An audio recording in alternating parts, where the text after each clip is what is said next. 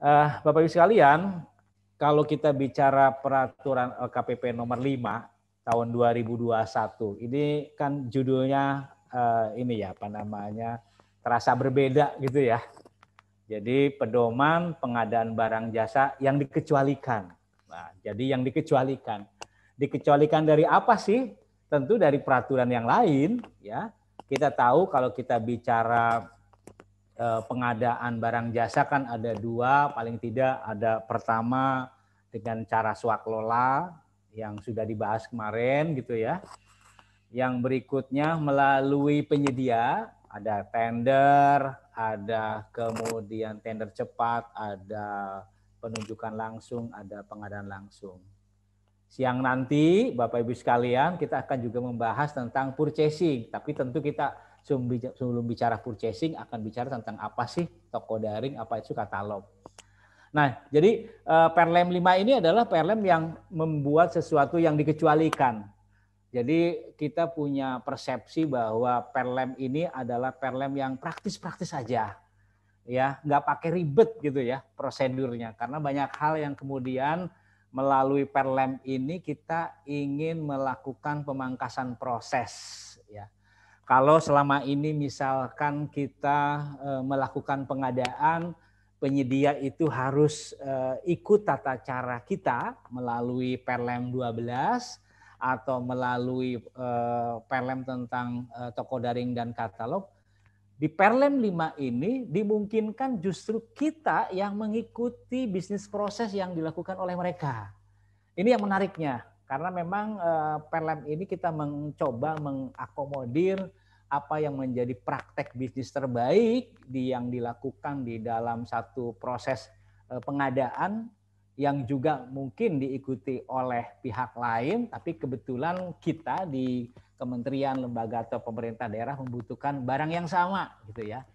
Ada misalkan ikut terkait dengan pembelian barang antik yang melalui proses lelang dan sebagainya. Oke, kita akan lanjutkan berikutnya. Nah, yang mau kita bahas siang ini buat Bapak Ibu yang dari Indonesia Barat ya, dan selamat sore buat Bapak Ibu yang dari Indonesia Timur ya. Jadi kita akan membahas tentang 5 aspek. Pertama, bagaimana nih pengadaan barang jasa di BLU dan BLUD. Mereka adalah entitas pemerintah tentu saja, tetapi menurut Undang-Undang dan PP-nya diberikan satu fleksibilitas. Kemudian yang kedua, kita akan mendiskusikan terkait dengan kriteria praktek bisnis yang mapan. Ini yang terus terang banyak sekali kita ditanya sebenarnya apa sih praktek bisnis yang mapan ini, karena banyak hal yang sebenarnya kita tahu di lapangan sudah menjadi satu praktek, satu pengetahuan bersama di dalam kaitan dengan pengadaan, tetapi kok begitu pengadaan pemerintah kok jadi beda ya prosesnya gitu ya. Nah, yang ketiga adalah mekanisme yang non kompetisi pada praktek bisnis yang mapan ya. Yang berikutnya ada yang praktek kompetisi untuk pengadaan jasa profesi ya. Yang berikutnya adalah terkait dengan pembaharuan dan penambahan contoh pengadaan yang diatur dengan peraturan perundang-undang lain.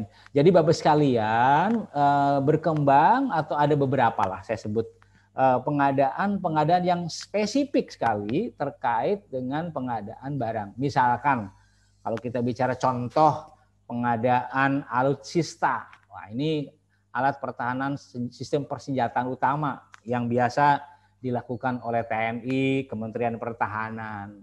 Ada juga pengadaan yang di luar negeri gitu ya, yang memang nggak bisa tuh kita samakan dengan yang kita lakukan di sini. Karena apa? Karena entitasnya di sana, semuanya di sana, dan ini perlu satu penyesuaian dengan lingkungan bisnis yang ada di sana gitu ya. Belum lagi kalau kita bicara pengadaan untuk Cortex misalkan perpajakan, ada pengembangan satu sistem, pengembangan satu model dalam konteks perpajakan. Ini contoh-contohnya saja ya. Oke.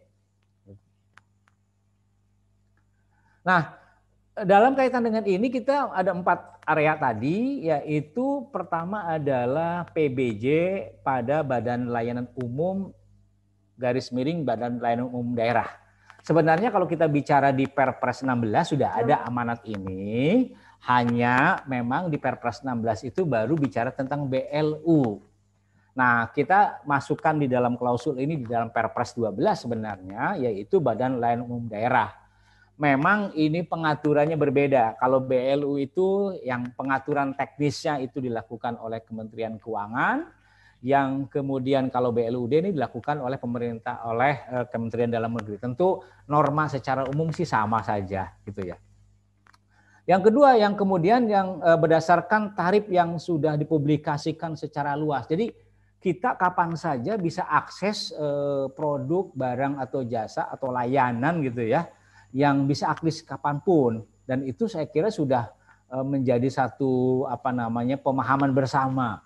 Contoh kalau kita bicara tentang pengadaan misalkan hotel, pengadaan bahan bakar gitu dan seterusnya. Nah, yang berikut adalah PBJ yang dilaksanakan sesuai dengan praktek bisnis yang sudah mapan. Jadi memang ini satu hal yang berkembang di luar pemerintah dan itu sudah menjadi transaksi bisnis yang biasa saja dan prinsip dasarnya bahwa kita mengakomodir malah apa yang menjadi praktek bisnis di mereka. Jadi intinya bisnis prosesnya justru bukan kita yang mengatur, tetapi mereka yang memberikan pengaturan berdasarkan praktek yang selama ini dilakukan. Nah, yang berikut adalah terkait dengan pengadaan barang jasa yang sudah peraturan di luar peraturan Presiden nomor 16 junto Perpres nomor 12 tahun 2021. Ini ada aturan-aturan yang sifatnya terpisah gitu ya. Nah, apa yang kemudian message dari pengaturan di dalam Perlem 5 ini? Pertama terkait dengan BLU dan BLUD. Semangatnya Bapak Ibu sekalian, jika memang BLUD dan BLU itu merasa bahwa Perpres dan Perlem ini sudah sesuai dengan kebutuhan dan bisnis proses yang ada di BLU atau BLUD, maka prinsip dasarnya silahkan Perpres dan Perlem ini digunakan gitu ya. Nah, kemudian timbul, Pak, kita punya kebutuhan lain yang belum terfasilitasi. Oke, silahkan, tapi mohon agar ketika Bapak Ibu bermaksud menyusun peraturan yang tersendiri yang berbeda dibandingkan Perpres 12, kemudian Perlem, itu Bapak Ibu yang di BLU melakukan kajian internal. Tujuannya adalah jangan sampai kita hanya bikin peraturan sekedar beda. Sekedar buat. Padahal substansinya sama dengan Perpres dan Perlem. Ya buat apa kan begitu. Nah, ini yang perlu kemudian dilakukan oleh teman-teman di tingkatan BLU atau BLUD melakukan kajian. Mana yang menurut BLU atau BLUD yang kemudian perlu akselerasi, ya.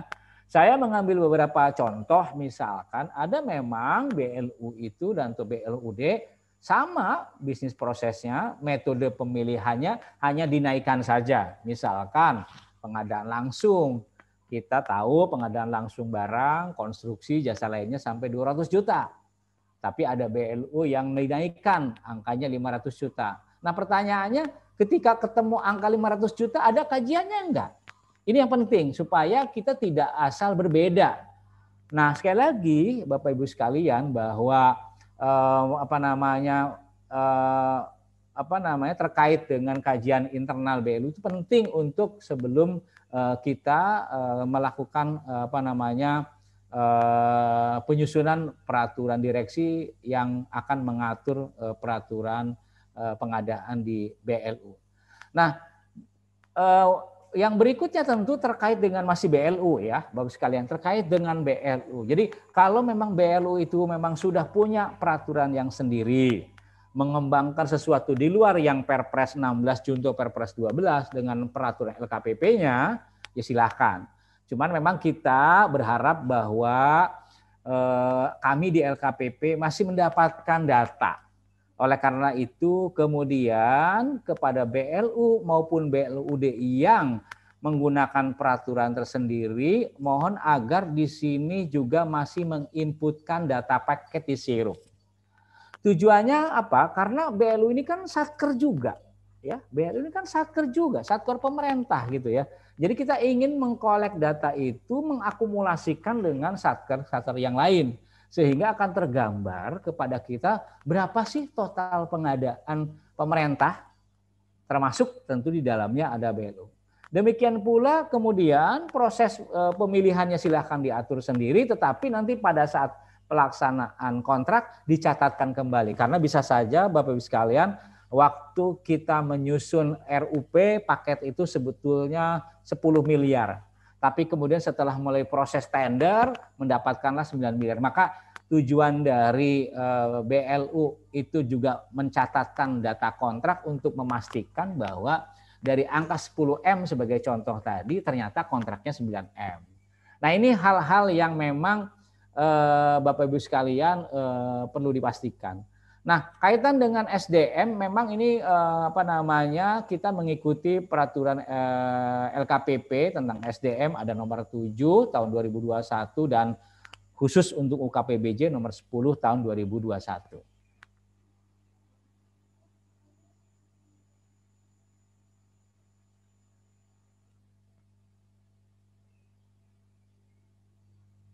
Bapak Ibu sekalian, ini yang tadi sudah kita singgung bahwa mengikuti peraturan perundang-undangan untuk BLU, tetapi jangan lupa bahwa tujuan, prinsip, etika pengadaan itu tetap ada di pengadaan BLU dengan tujuan seperti yang tercantum di dalam Perpres juga.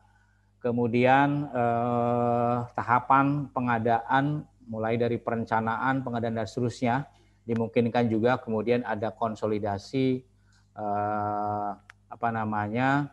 termasuk juga misalkan kriteria penunjukan langsung di luar yang sudah tercantum di dalam Perlem pemilihan, termasuk juga di dalam Perpres 12 juga ini bagian yang dimasukkan ke dalam hal-hal yang perlu dipertimbangkan pada saat pimpinan BLU akan menyusun dan menetapkan peraturan direksi terkait dengan pengadaan barang jasa di BLU. Bisa saja Bapak Ibu sekalian dalam kaitan ini juga BLU atau BLUD mengembangkan vendor management system ya atau seperti itu dengan tujuan tentu agar memang ini menjadi satu keyakinan kepada kita bahwa vendor atau penyedia itu yang memang tergabung di BLU itu adalah betul-betul yang memang penyedia yang kompeten, punya kinerja yang baik.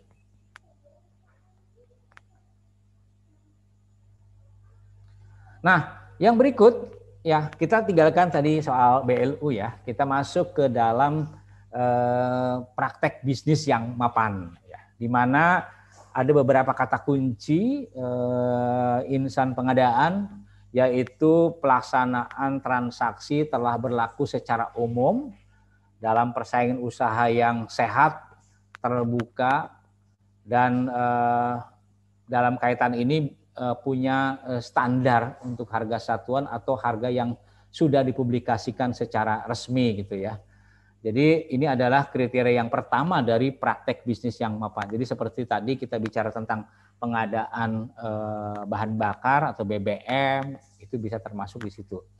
Kemudian yang berikutnya adalah jumlah permintaan barang jasa lebih besar daripada jumlah penawaran. Di sini kita sebut sebagai excess demand atau memiliki mekanisme pasar tersendiri. Ya, sekali lagi kalau misalkan kantor insan pengadaan itu akan membeli lukisan, ya tentu kalau kita bicara lukisan tidak ada standar harganya ya. Kita tahu bahwa setiap lukisan tergantung siapa yang buat dan kapan dibuatnya, seberapa terkenalnya gitu ya si pelukis tadi. Dan itu biasanya kita kalau ingin yang bagus tetapi konsekuensinya mahal memang adalah melalui lelang gitu ya yang diselenggarakan lembaga-lembaga lelang yang mungkin bisa saja swasta sebagian besar. Ini yang memang melakukan proses ini sendiri gitu ya. Nah yang berikut terkait dengan profesi tertentu yang punya standar. Jadi saya mengambil contoh kalau Bapak Ibu sekalian, kalau Bapak Ibu ini mau melakukan pengadaan tanah untuk kantor, maka pengadaan tanah itu selain memang dilihat, diperiksa status tanahnya gitu, apakah ini bersengketa atau tidak. Yang tidak kalah penting adalah melakukan appraisal. Nah, kita tentu tidak punya kompetensi untuk menilai berapa sih harga yang wajar tanah yang mau kita beli. Maka dalam konteks ini kita mengundang penyedia jasa untuk appraisal, ya, mereka yang akan menaksir berapa sih perkiraannya, yang kemudian dari hasil taksiran itulah yang akan menjadi budget atau bahan kita melakukan negosiasi terhadap pemilik tanah. Nah, besarannya tentu ada nilai persentase tertentu dan itu sudah ditetapkan oleh asosiasi. Jadi, asosiasi menetapkan bahwa sekian persen dari taksiran tanah yang mau dibeli, itulah tarif yang ditetapkan. Tentu dalam konteks kita itu adalah batas atas. Jadi kalau misalkan asosiasi menerapkan 1/1000 dari nilai taksiran atau 1% dari nilai taksiran, itu adalah batas atas, Bapak sekalian. Karena prakteknya jasa sebesar 1% atau 1/mil dari nilai taksiran itu masih bisa dinegosiasikan. Pengalaman saya pribadi waktu LKPP membeli tanah untuk kantor yang sekarang ini, kita juga meng-hire yang namanya appraisal gitu ya. Mereka ada tarifnya berdasarkan asosiasi, tapi kemudian kami berusaha untuk mendapatkan appraisal yang bagus tetapi dengan harga yang bisa dinegosiasikan sehingga kita mendapatkan harga di bawah dari tarif resminya yang ditetapkan oleh asosiasi yang bersangkutan. Ini satu contoh bahwa kita menggunakan praktek itu untuk memfasilitasi kebutuhan pengadaan yang memang sejalan dengan apa yang sudah dilakukan oleh teman-teman di asosiasi. Yang berikut adalah soal yang industri kreatif ya. Ini yang saya kira juga untuk terkait dengan industri kreatif. Oke, lanjut.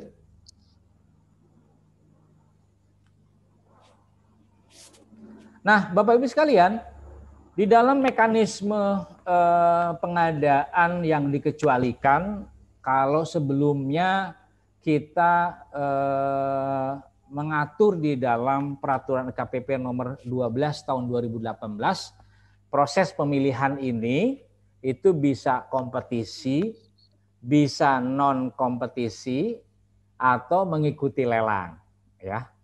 Nah, ini yang kemudian kita perjelas nih, Bapak sekalian. Di dalam peraturan KPP nomor 5, ya prinsipnya bisa mengikuti kompetisi, atau mengikuti lelang, atau metode pemilihan lain. Jadi kadang-kadang di dalam praktek bisnis yang mapan kita tidak selalu cocok ya dengan ini pasti harus kompetisi. Enggak juga. Atau mengikuti lelang. Bisa juga, tetapi mungkin ada praktek bisnis lain yang biasa digunakan oleh mereka untuk pengadaan yang menggunakan praktek bisnis yang mapan. Oleh karena itu kita buka clue itu menjadi metode pemilihan yang lain. Misalnya seperti sewa, kemudian pemesanan bentuknya atau mungkin langganan atau yang cara lain. Jadi kita membuka opsi itu supaya kita jangan terjebak bahwa ini harus kompetisi, ini non kompetisi, ini ikut lelang. Padahal praktek di mereka juga tidak selalu itu namanya. Inilah yang maksud kita di dalam peraturan KPP nomor 5 soal kita membuka metode pemilihan yang lain seperti yang disebutkan tadi.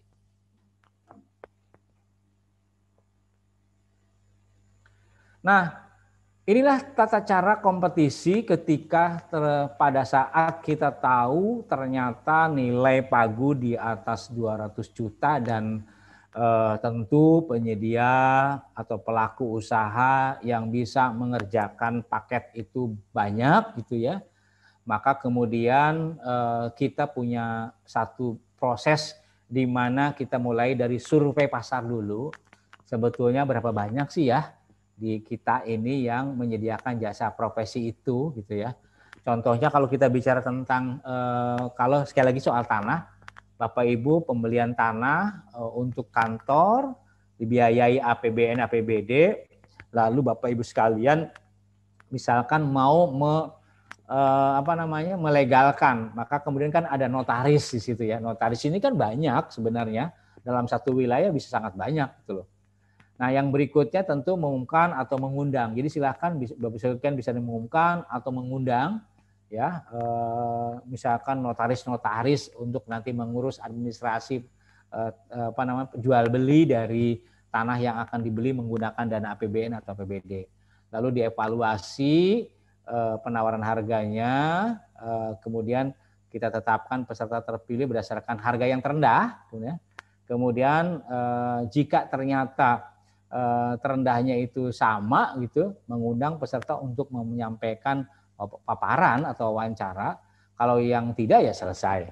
Tentu dalam kaitan yang sama tadi kita undang untuk paparan garis miring wawancara, dan hasil penilaian ini dijadikan bahan untuk kita melakukan negosiasi teknis dan harga kepada peserta yang terpilih. Inilah yang kemudian kita akan sepakati dalam satu kontrak ya atau perjanjian ketika kita menggunakan jasa profesi yang nilainya di atas 200 juta dan caranya dengan kompetisi gitu ya.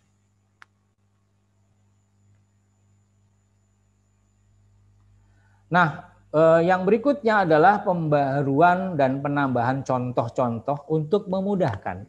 Jangan Bapak Ibu sekalian ini kemudian menjadi pembatas. Justru ini memberikan satu contoh yang memang beberapa penambahan-penambahan. Misalkan PP nomor 31 tahun 2013 tentang pelaksanaan peraturan undang-undang tentang keimigrasian beserta perubahannya.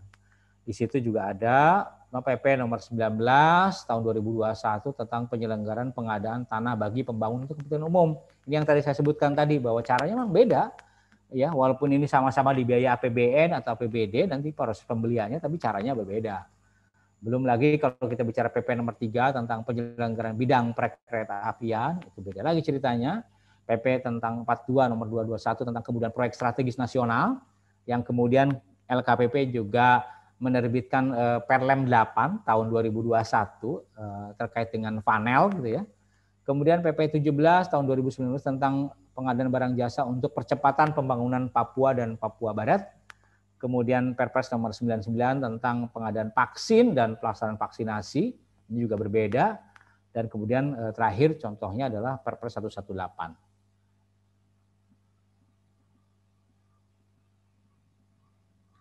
Mas Bambang dan saya akan memaparkan terkait Peraturan LKPP nomor 9 tahun 2021 ya, tentang toko daring dan katalog elektronik dalam pengadaan barang jasa pemerintah. Oke. Nanti akan dibagi menjadi 2 sesi ya. Yang pertama ada toko daring nanti dengan saya, dan mungkin akan dilanjut dengan Mas Bambang untuk materi penyelenggaraan katalog elektronik. Baik, saya awali dulu. Sebagaimana kita tahu bahwa e-purchasing itu terbagi menjadi 2 ya di Perpres terbaru, Perpres nomor 12 tahun 2021, yaitu katalog elektronik dan toko daring. Nah, mungkin Bapak Ibu ini sudah sangat familiar dengan yang namanya katalog elektronik. Namun pada Perpres terbaru ini ada istilah baru ya, yang pertama toko daring. Nah, pada siang hari ini atau sore hari ini kita akan mencoba membahas ya, mengupas apa itu toko daring dan katalog elektronik. Jadi dasar penyusunan dari peraturan LKPP nomor 9 tahun 2021 itu ada di pasal 72 ayat 5 dan pasal 72A ayat 3 peraturan Presiden nomor 12 tahun 2021. Yang dimana kalau pasal 72 ayat 5 itu merupakan katalog elektronik ya, jadi berbunyi ketentuan lebih lanjut mengenai pengelolaan katalog elektronik sebagaimana dimaksud pada ayat 1 diatur dengan peraturan kepala lembaga. Nah, kalau toko daring itu ada di pasal 72A ayat 3 yang berbunyi ketentuan lebih lanjut mengenai toko daring diatur dalam peraturan kepala lembaga. Jadi itu dasar penyusunan peraturan LKPP nomor 9 tahun 2021. Pada peraturan LKPP nomor 9 ini, e-purchasing ya secara umum itu memiliki tujuan cepat, mudah, transparan, dan tercatat secara elektronik. Nah, dengan adanya e-purchasing, diharapkan pengadaan itu lebih cepat. Kita tinggal membuka aplikasi atau situsnya, kemudian memilih, dan langsung transaksi. Itu akan sangat cepat dan sangat mudah ya. Kemudian harga-harganya atau negosiasi harganya itu tertera semua di sistem atau di websitenya begitu. Jadi semuanya itu transparan dan semuanya tercatat. Kemudian untuk penyelenggaraan toko daring itu pada pasal 5 ayat 1 huruf C dan ayat 2 peraturan LKPP nomor 9 tahun 2021. Yang pada pasal 5-nya itu kepala LKPP berwenang menetapkan tata cara penyelenggaraan toko daring. Kemudian pada ayat 2 itu kewenangan kepala LKPP dapat dimandatkan kepada pejabat pimpinan tinggi media di LKPP. Jadi nanti peraturan-peraturan turunan dari toko daring ini ya khususnya itu akan diatur lebih lanjut pada keputusan deputi. Kalau dalam hal ini deputi bidang monitoring evaluasi dan pengembangan sistem informasi. Nah, pada keputusan deputi itu atau draft keputusan deputi itu, toko daring itu merupakan sistem informasi yang dikembangkan LKPP untuk memfasilitasi pengadaan barang jasa melalui penyelenggara perdagangan melalui sistem elektronik atau disingkat PPMSE yang berbentuk marketplace ataupun retail daring. Jadi di sini bukan sembarang sistem informasi ya, tapi harus sistem informasi yang dikembangkan oleh LKPP. Jadi itu adalah definisi dari toko daring. Kemudian di sini juga ada istilah PPMSE yang kepanjangannya adalah penyelenggara perdagangan melalui sistem elektronik yang sebenarnya adalah marketplace ataupun retail daring. Nah, barang jasa dalam toko daring itu harus standar atau dapat distandarkan, kemudian resikonya rendah, dan harganya terbentuk di pasar. Jadi toko daring ini diperuntukkan untuk barang-barang yang umum gitu ya, yang harganya itu sudah ada di pasaran, bukan barang-barang khusus yang resikonya tinggi begitu. Jadi barang-barang umum yang memang di pasaran itu banyak, harganya bersaing di pasaran, sudah terbentuk di pasar, kemudian bukan barang khusus yang memiliki resiko yang tinggi begitu. Jadi harus umum dan resikonya rendah. Dan barang-barang di toko daring ini tidak dapat ditayangkan dalam e-katalog jika spesifikasinya sama, kemudian penjualnya sama, dan wilayahnya jualnya sama, serta memiliki syarat dan ketentuan yang sama. Begitu. Jadi nanti ke depannya tidak ada duplikasi barang di katalog maupun di toko daring. Begitu. Bagian ini merupakan gambaran ya, gambaran mengenai pelaku-pelaku yang ada dalam toko daring ya, seperti diatur pada pasal 4 Peraturan LKPP nomor 9 tahun 2021. Jadi ada beberapa entitas ya atau pelaku. Yang pertama ada PPK atau pejabat pengadaan yang mewakili KLPD atau instansi pemerintah lainnya yang bertindak sebagai buyer, sebagai pembeli dalam toko daring, yang di mana dia akan membeli barang-barang melalui toko daring. Dan toko daring itu sendiri dikembangkan, dikelola oleh LKPP. Nah, toko daring sendiri berintegrasi atau bekerja sama dengan yang namanya PPMSE, yang di mana PPMSE itu merupakan marketplace ataupun retail daring. Kemudian ada juga satu pelaku usaha lagi, yaitu pedagang. Tentu saja yang namanya marketplace itu pasti ada penjualnya kan. Nah itu kalau di Perlem LKPP ini nomor 9 kita sebut sebagai pedagang. Itu adalah orang-orang atau UMK yang nanti berjualan di marketplace di PPMSE gitu. Kemudian dari tadi kita menyebutkan istilah PPMSE ya, atau sebagai apa namanya, PPMSE ini diatur di PP nomor 80 tahun 2019 ya, di pasal 1 angka 11. Yang saya bacakan itu PPMSE adalah pelaku usaha atau penyedia sarana komunikasi elektronik yang digunakan untuk transaksi perdagangan. Nah, tadi seperti saya sebutkan bahwa PPMSE itu terdiri dari marketplace maupun retail daring.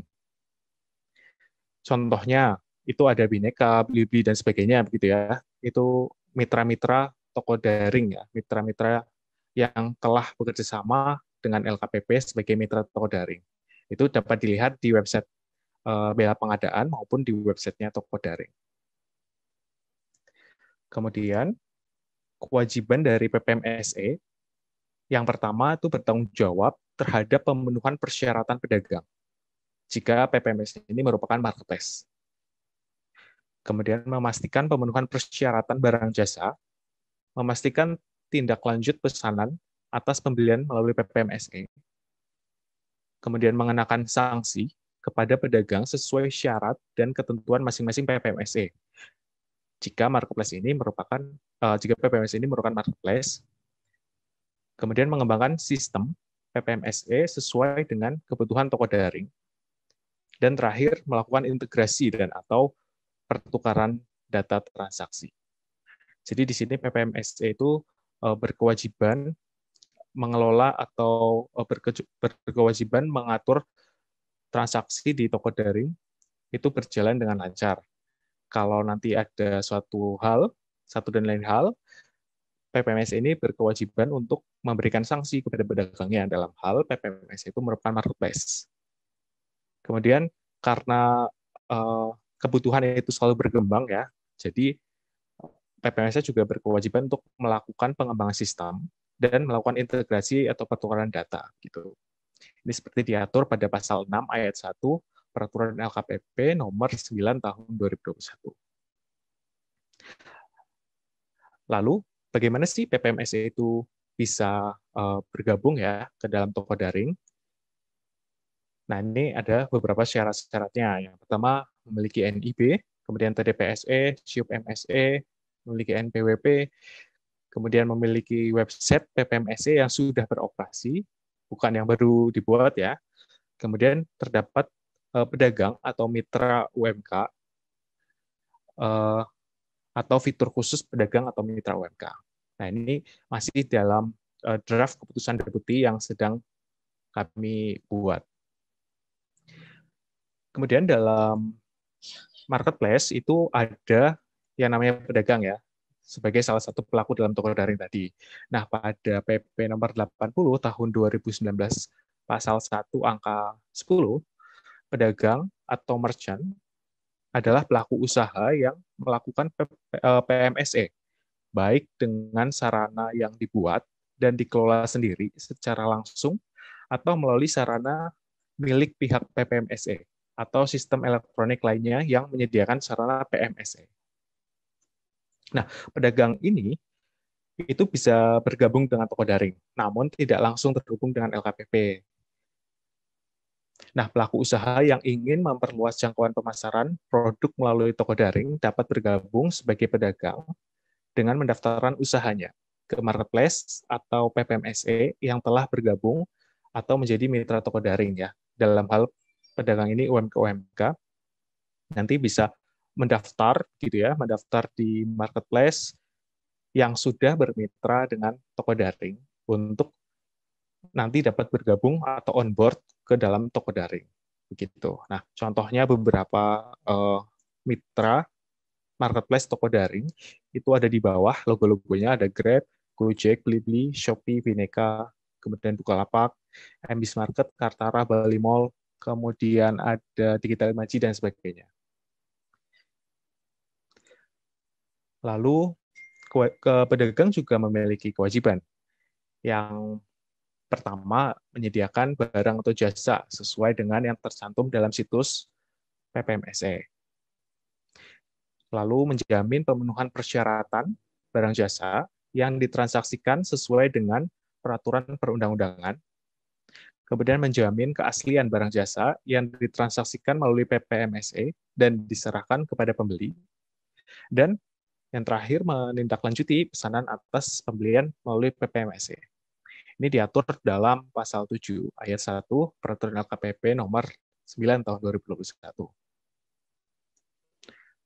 Kemudian pedagang juga memiliki syarat untuk bergabung dalam toko daring, ya, tidak hanya PPMSE yang memiliki syarat, namun pedagangnya pun diberi persyaratan. Yang pertama, memiliki izin usaha, perorangan maupun badan usaha. Kemudian memiliki kartu identitas, kemudian NPWP, dan rekening bank. Nah, syarat rekening bank ini karena pedagang yang bersifat perorangan atau badan usaha ini pasti akan bergabung ke marketplace, dan di marketplace itu pun mempersyaratkan rekening bank, ya, untuk mekanisme transaksinya nanti. Ini syarat-syarat ini diatur nanti dalam keputusan Deputi. Kemudian tahapan-tahapan dalam penetapan PPMSE dalam toko daring. Jadi ada 5 tahapan ini Bapak Ibu. Yang pertama pengumuman, kemudian pendaftaran, lalu verifikasi, kemudian penetapan, dan terakhir integrasi sistem. Jadi nanti bagi PPMSE yang akan atau yang ingin mendaftar, ya, ingin bergabung ke dalam toko daring, nanti bisa langsung saja untuk mengisi formulir pendaftaran, ya, yang telah diumumkan oleh LKPP. Tidak ada batas waktunya. Pengumuman ini atau pendaftaran ini dibuka 24 jam, ya, dari tahun lalu sampai sekarang kami buka terus. Kemudian nanti setelah PPMSE mendaftar, melakukan registrasi, mengisi form, nanti akan dijadwalkan oleh tim verifikasi kami, tim verifikasi toko daring, akan dipanggil dan dijadwalkan untuk verifikasi. Jika nanti lolos, PPMSE akan ditetapkan. Nanti keluar surat penetapannya sebagai mitra toko daring. Kemudian setelah ditetapkan, akan dilanjutkan dengan integrasi sistem. Begitu, karena nanti sistem PPMSE harus terintegrasi dengan sistem dari toko daring, sehingga nanti si PP atau PPK tidak perlu lagi membuat akun di masing-masing PPMSE. Jadi nanti tinggal satu akun saja, yaitu akun SPSE, begitu. Kemudian metode e-purchasing dalam toko daring, ya, ini ada di draft keputusan Deputi kami, yaitu ada 4 metode. Yang pertama ada pembelian langsung, itu dengan nilai transaksi 50 juta rupiah. Kemudian ada negosiasi harga 50 juta sampai dengan 200 juta rupiah. Kemudian ada permintaan penawaran untuk nilai transaksi di atas 200 juta rupiah. Dan terakhir ada metode lainnya, sesuai dengan proses bisnis dari masing-masing PPMSE. Dan nanti toko daring dapat diakses pada laman tokodaring.lkpp.go.id, yang di mana ada beberapa kanal, ya, dalam toko daring ini. Salah satunya bila pengadaan. Kalau Bapak Ibu sudah pernah mendengar bila pengadaan, ya, sudah familiar mungkin, atau bahkan sudah pernah mencoba untuk transaksi. Nah, nanti bila pengadaan merupakan salah satu bagian dari toko daring. Kalau bila pengadaan itu kan isinya produk dalam negeri dan pelaku usahanya UMK, begitu, ya. Nah, kanal-kanal lainnya itu untuk produk dalam negeri, namun bukan UMK, jadi penyedia-penyedia yang besar, begitu. Namun produknya dalam negeri. Kemudian ada kurasi lokal, untuk barang-barang yang lokal, gitu. Kemudian ada kurasi-kurasi lainnya. Nah, PPMSE, kemudian produk atau barang jasa dan pedagang yang telah atau sedang diproses dengan program bela pengadaan akan menjadi bagian dari penyelenggaraan toko daring. Jadi nanti kalau misalnya sudah ada WPMSE atau sudah ada pedagang yang telah mendaftar begitu ya, atau yang sedang diproses untuk mendaftar sebagai merchant atau sebagai mitra dari bela pengadaan, itu tidak perlu nanti mendaftar lagi karena sudah langsung on board ke toko daring. Karena bela pengadaan itu merupakan bagian dari toko daring. Nah, itu diatur pada pasal 20 huruf D Peraturan LKPP nomor 9 tahun 2021. Kemudian ini beberapa logo-logo dari mitra toko daring ya, yang sudah bergabung, yang sudah keluar penetapannya begitu. Ada tadi seperti saya sebutkan ada Grab, kemudian ada Gojek, Buka Pengadaan dari Bukalapak, kemudian ada Blibli, Bineka, Shopee, Bali Mall, Kartara, kemudian ada Digital Imaji, MBIS Market, Klik MRO, dan Kulina. Jadi nanti kalau Bapak Ibu mengunjungi website bela pengadaan atau mengunjungi website toko daring, nanti Bapak Ibu bisa langsung belanja di salah satu marketplace ini. Tentunya dengan proses bisnis yang familiar dengan Bapak Ibu belanja pada umumnya. Begitu kalau Bapak Ibu di sini suka belanja online begitu ya, pasti akan langsung bisa bertransaksi di toko daring ini karena semuanya sama. Oke. Nah, kemudian komoditas yang ada di toko daring pada hari ini ya, sampai detik ini ada 7 komoditas Bapak Ibu. Yang pertama makanan, kemudian ada alat tulis kantor, lalu souvenir, angkutan, kurir, furnitur, dan terakhir yang baru ditambah adalah kesehatan. Nah, di bawah komoditas itu ada list-list atau daftar-daftar dari masing-masing marketplace yang telah tergabung ya, atau masing-masing PPMS yang telah tergabung pada komoditas itu. Jadi contohnya di sini ada makanan. Mitra toko daring yang telah bergabung di komoditas makanan ada GrabFood, ada Blibli, Shopee, kemudian Bineka, dan seterusnya. Gitu. Dalam waktu dekat ini kami juga akan menambah komoditas lain gitu ya, bersama dengan PPMSE lain. Jadi penambahan komoditas, penambahan PPMSE, penambahan produk akan terus berjalan seiring dengan berjalannya waktu begitu. Oke, baik, kita langsung saja Bapak Ibu. Tadi Mas Anas sudah menerangkan ya tentang prinsip dasarnya juga kenapa tentang e-purchasing, apa itu purchasing. Nah, ini juga berkaitan salah satunya bentuk e-purchasing nanti kita akan melaksanakannya dalam bentuk yang sudah lebih dulu ada gitu ya, kakaknya si toko daring, yaitu katalog elektronik.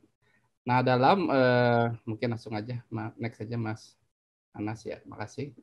Ya, dalam pelaksanaan katalog elektronik mungkin Bapak Ibu yang sudah pernah menggunakan gitu ya, yang sudah tahu lah gitu bagaimana mudahnya pembelian di dalam katalog gitu. Tadi mudah-mudahan yang disampaikan oleh Mas Anas bahwa tujuan dari purchasing itu supaya cepat, mudah, apalagi transparan dan terakhir tercatat ya. Ini belum kuis Kahoot nih, tapi mudah-mudahan nanti mungkin keluar lagi nih gitu ya.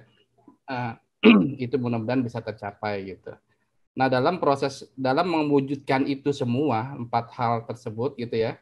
Nah, ini pasti ada proses awalnya dulu nih gitu, proses awalnya dulu. Yang dulu memang itu disebut sebagai bentuk pemilihan penyedia katalog gitu. Nah, berdasarkan Perpres baru nomor 12 tahun 2021. Nah, proses pemilihannya gitu ya, yang dulu itu tuh cukup lama ya, Bapak Ibu sekalian, itu bisa memakan waktu sekitar 6 sampai 8 bulan. Dan prosesnya benar-benar kita benar-benar memastikan gitu ya, akuntabilitas perusahaan, barang yang akan dijual dan lain-lain.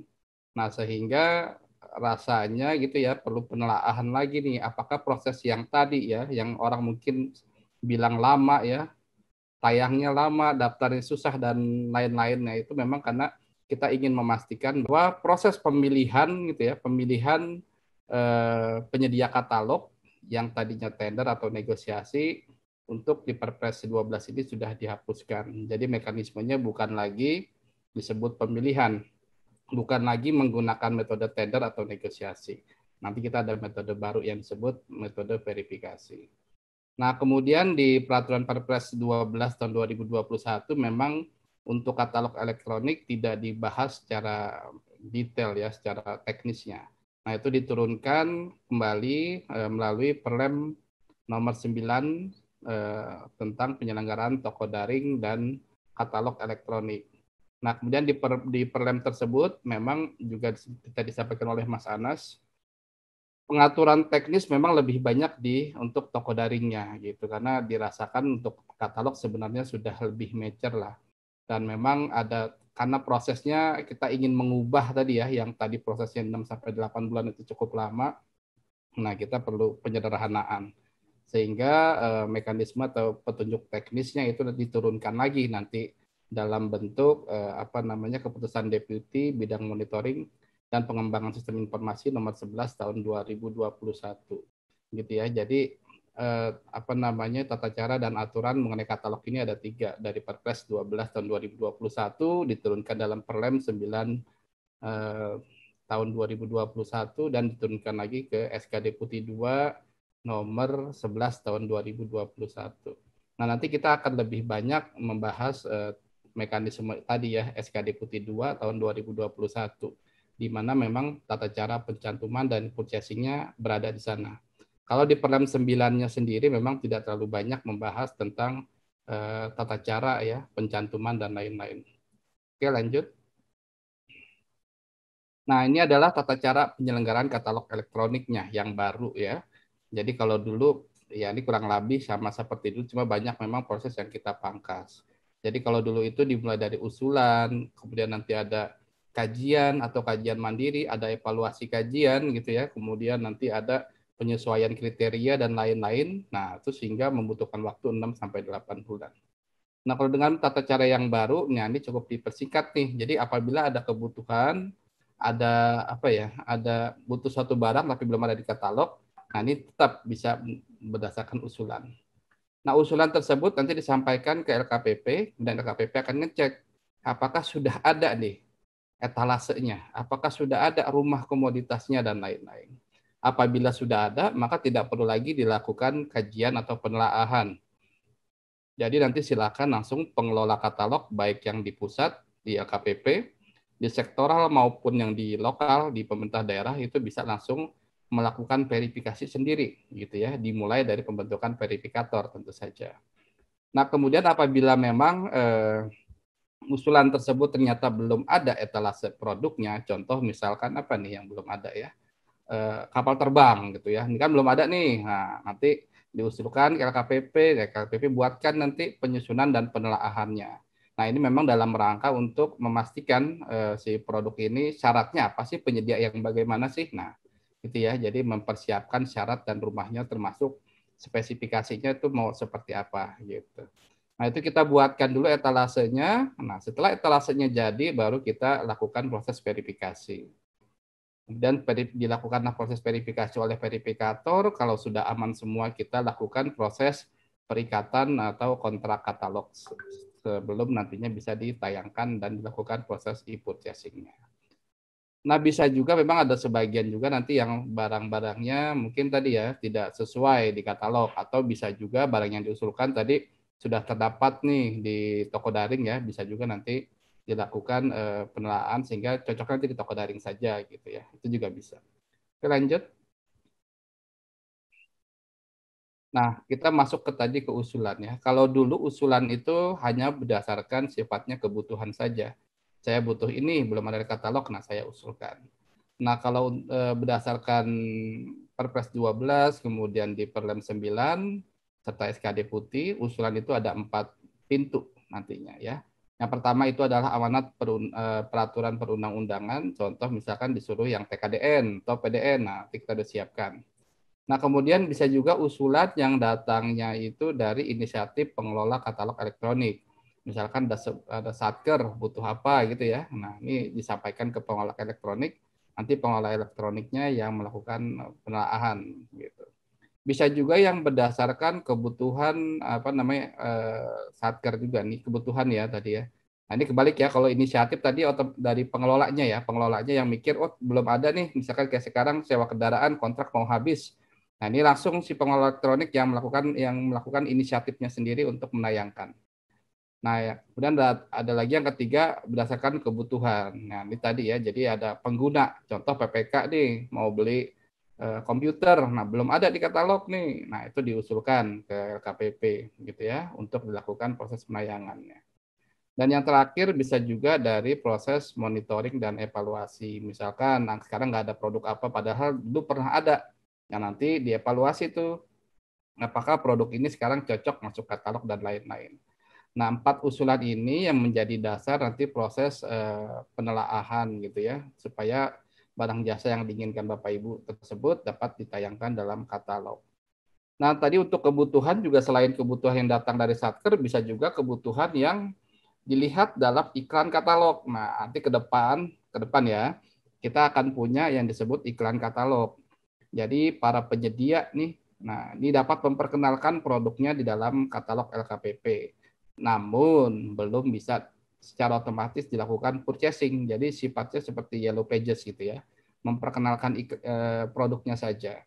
Nah, nanti PPK bisa melihat tuh produk-produk yang dicantumkan tersebut di fitur iklan.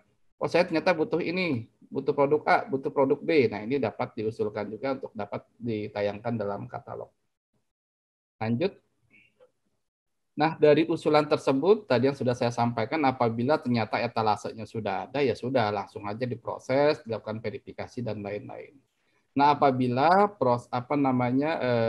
belum ada etalase rumahnya, atau mungkin kategorinya, contoh misalkan alat kesehatan gitu ya, misalkan sekarang belum ada kategori untuk gas medik misalkan. Nah, kita bisa itu tadi diusulkan juga, kemudian kita lakukan penelaahan supaya gas medik ini bisa tayang di dalam katalog.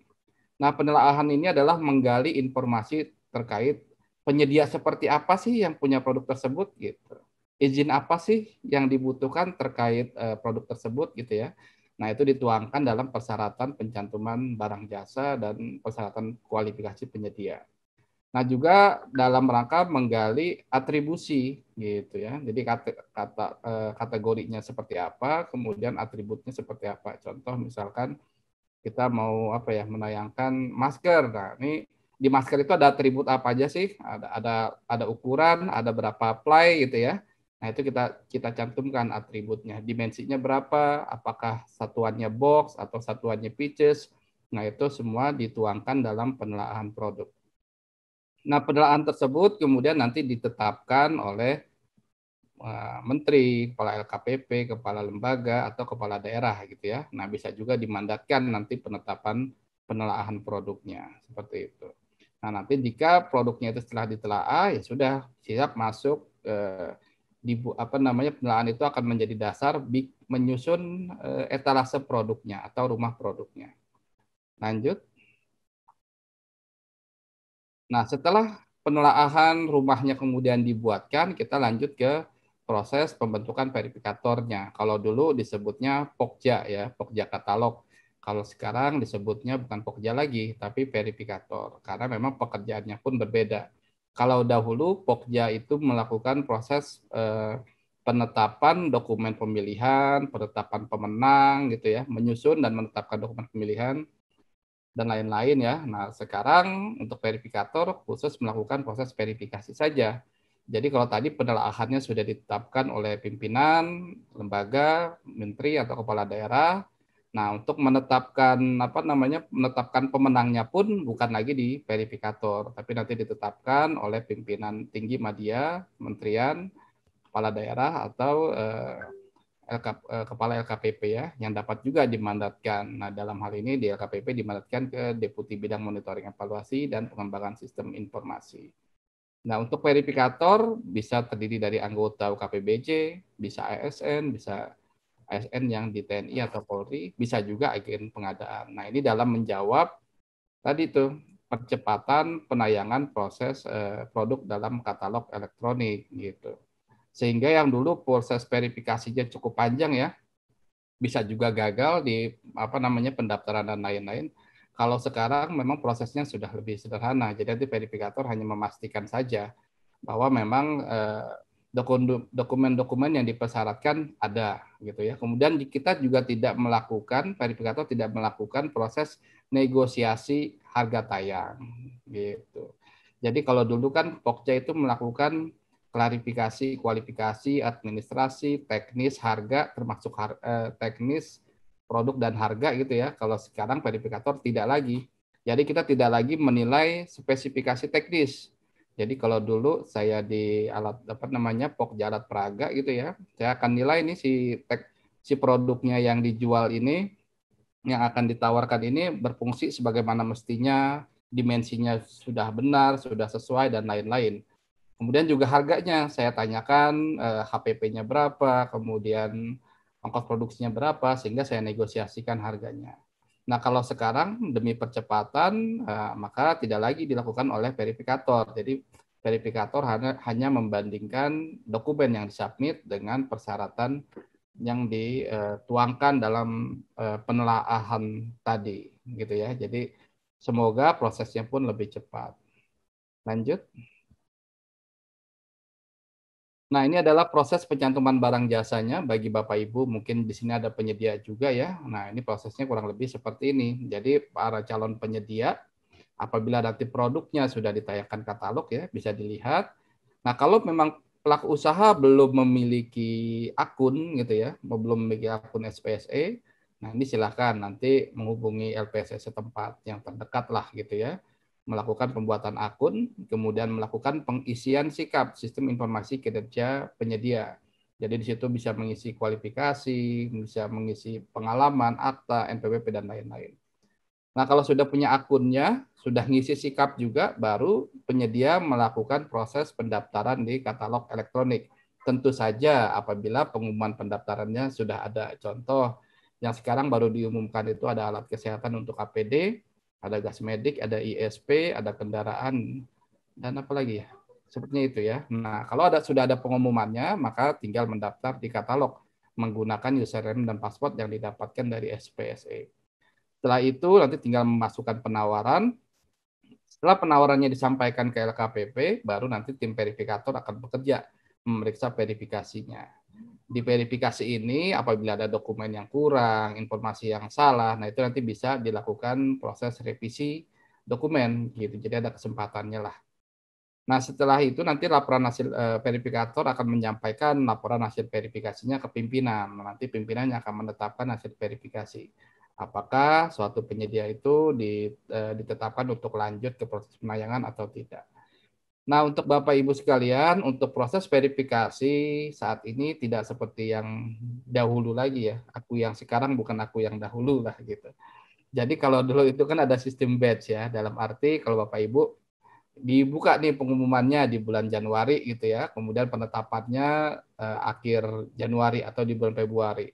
Nah, setelah itu selesai, penyedia yang baru, yang telat gitu, yang dokumen-dokumennya baru selesai lah gitu ya, itu nggak bisa daftar lagi tuh karena waktunya sudah habis karena sistem batch tadi. Nah, nanti kalau sudah kontraknya sudah selesai 2 tahun 3 tahun, baru ada pembukaan lagi, baru penyedia baru bisa daftar lagi. Nah, itu yang dulu ya, menggunakan sistem batch. Kalau yang sekarang tidak lagi. Jadi sekarang kalau sudah diumumkan, maka prosesnya akan berjalan sepanjang tahun. Jadi contohnya misalkan sekarang nih, ada APD gitu ya, APD kita diverifikasi oleh verifikator, siapa yang duluan daftar, siapa yang selesai duluan, apa namanya, dokumennya beres duluan, nanti bisa tayang duluan tuh. Nah, yang berikutnya nanti mungkin di PTB baru bulan September kali, izinnya baru keluar dan lain-lain gitu ya. Baru daftar juga nih, ya boleh saja, silakan nanti daftar di bulan September gitu. Nah, jadi dibuka sepanjang tahun, tidak ada lagi proses batch gitu. Nah, dalam proses verifikasi dimungkinkan juga ya ada proses visitasi ke lapangan. Jadi pastikan bahwa dokumen yang disampaikan oleh para penyedia ini sudah komplit, sudah lengkap, supaya tidak tektokan terus lah, supaya tidak bolak-balik seperti itu. Lanjut. Nah, kemudian setelah ditetapkan ya oleh pimpinan lembaga, oleh menteri atau kepala daerah ya, nah nanti dilakukan proses perikatan atau penandatanganan kontrak. Ya nanti mudah-mudahan ke depan kita sudah punya kontrak yang apa ya elektronik lah, sekarang sedang disiapkan. Nah, untuk kontrak sendiri tidak seperti yang dulu lagi ya. Kalau dulu itu kan ada batas waktunya tuh 2 tahun atau 3 tahun. Nah, kalau yang sekarang kontrak itu tetap akan berlaku selamanya sampai si penyedia lelah gitu ya. Atau produknya sampai nggak ada yang dijual lah gitu. Jadi nah ini juga dibatas waktu apa namanya ditentukan dibatasi oleh si surat izin si produknya sendiri. Contoh misalkan kalau di Alkes kan ada KD, ada KL, ada NIE gitu ya. Obat juga seperti itu. Nah, kalau masa berlaku atau masa izin edarnya selesai ya maka nanti produknya otomatis turun tayang seperti itu. Jadi tidak lagi dibatasi oleh waktu kontrak. Nah, setelah itu, setelah dilakukan perikatan dan kontrak, dilakukan proses penayangan pada aplikasi katalog elektronik. Jadi harus ditandatangani dulu kontraknya oleh kedua belah pihak. Lanjut. Nah, setelah tayang di katalog, Bapak Ibu penyedia dapat jualan, dapat melakukan proses purchasing, dapat juga, nah ini kita punya fitur penambahan dan pembaruan produk. Saya mungkin jelaskan dulu tentang pembaruan produk ya. Jadi kalau dahulu itu ada disebut proses permohonan pembaruan. Jadi karena produknya dulu diikat di dalam kontrak, maka tidak serta-merta para penyedia itu dapat melakukan perubahan informasi. Contoh misalkan harga, gitu ya. Harga mau sekarang saya mau turun, saya mau naik, gitu ya. Kemudian misalkan ada izin baru dan lain-lain. Nah itu nanti diproses dulu melalui proses klarifikasi. Jadi diklarifikasi dulu tuh mau apa namanya harga mau naik kita bisa buktikan dulu gitu ya benar nggak kenapa minta naik apakah dolar naik dan lain-lain gitu. Nah, jadi ada proses klarifikasi. Nah ke depan sudah tidak ada lagi karena produk tidak lagi diikat di dalam kontrak. Jadi yang dikontrak itu perusahaannya gitu ya produk untuk produk informasi harga dan lain-lain itu dapat berubah sewaktu-waktu tanpa melalui proses klarifikasi. Nah, itu nanti tanggung jawabnya semua murni ada di penyedia melalui yang disebut dengan surat pernyataan keabsahan produk dan harga gitu ya. Jadi penyedia dalam proses tadi verifikasi juga menyampaikan tuh surat pernyataan keabsahan informasi dan harga. Nah, itu yang akan menjadi pegangan tuh pada kita bahwa apapun yang terjadi gitu ya, kalau dia salah malah apa namanya memberikan informasi tidak menuruti surat pesanan dan lain-lain, nah itu akan menjadi tanggung jawabnya dia sebagai penyedianya. Nah itu untuk proses pembaruan. Kemudian ada proses penambahan produk. Nah ini produk juga dapat sewaktu-waktu ditambahkan. Jadi sekarang misalkan sudah mendaftarkan 3. Nanti bulan ke-6 ada produk baru, dan itu nanti tinggal ditambahkan saja. Nah untuk proses penambahan produk, ada lagi kita lakukan verifikasi juga terkait produk tersebut. Benar nggak ada izin edarnya dan lain-lain gitu ya. Jadi kalau tadi pembaruan produk tidak ada klarifikasi lagi, tapi kalau untuk penambahan kita masih melakukan proses verifikasi terhadap produk yang ingin ditambahkan. Lanjut. Nah, ini ya. Jadi kalau Bapak Ibu lihat bahwa proses pencantumannya sudah lebih cepat ya, sudah lebih ringkas lah. Nah, setelah itu karena tadi prosesnya sudah lebih ringkas, harga juga tidak dinego di awal.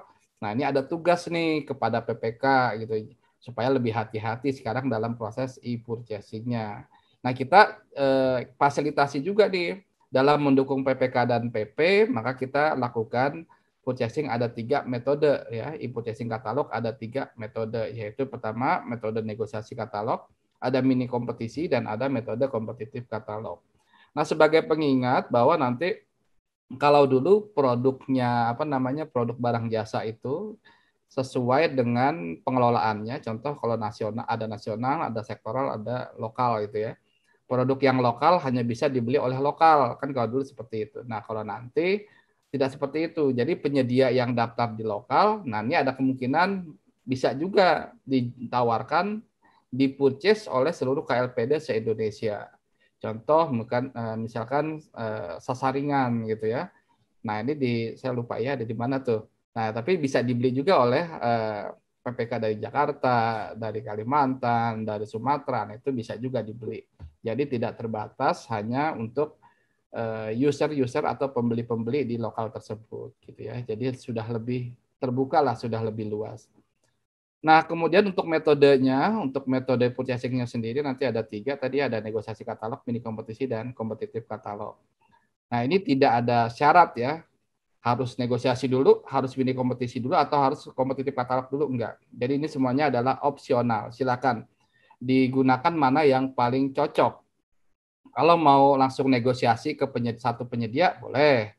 Atau kalau kita nggak yakin nih, mau produknya kita belum kenal, kita nggak punya data best price-nya bagaimana gitu ya, nah kita bisa menggunakan mini kompetisi. Mini kompetisi itu digunakan untuk membandingkan 2 penyedia atau lebih. Misalkan kita mau beli handphone Samsung gitu ya, Samsung A10. Nah, itu sudah kita buka mini kompetisinya. Nanti seluruh penyedia yang memiliki produk Samsung A10 dapat menawarkan harga terbaiknya. Gitu ya. Bisa juga kita membandingkan spesifikasi gitu ya, atau mini kompetisi membandingkan spesifikasi. Contoh kita mau membeli MRI itu.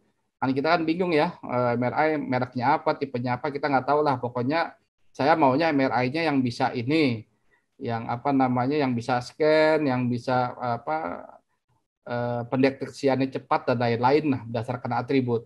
Nah, tinggal disebutkan saja atributnya seperti itu. Nanti semua penyedia yang punya MRI dengan spesifikasi yang dibutuhkan oleh PPK dapat menawarkan gitu ya. Nanti PPK dalam jangka waktu ditentukan menentukan nanti siapa pemenangnya berdasarkan spesifikasi yang ditawarkan oleh penyedia. Mana yang paling mendekati. Begitu ya. Itulah perbedaannya negosiasi katalog dan mini kompetisi. Nah, ini bukan itu, jadi bebas mau pilih yang mana. Kemudian untuk kompetitif katalog, nah ini sistem yang sedang kita siapkan ya. Sekarang belum bisa ngomong banyak tentang kompetitif katalog, tapi memang nanti akan digunakan, dikhususkan untuk pekerjaan konstruksi. Gitu. Jadi kalau untuk yang barang dan lain-lain, kita bisa menggunakan negosiasi katalog atau mini kompetisi. Berikutnya kayaknya udah ya. Cukup? Lanjut? Nah, ya sudah. Oke, begitu Bapak Ibu untuk proses e-purchasing katalog dan proses pencantuman katalog di metode yang baru saat ini.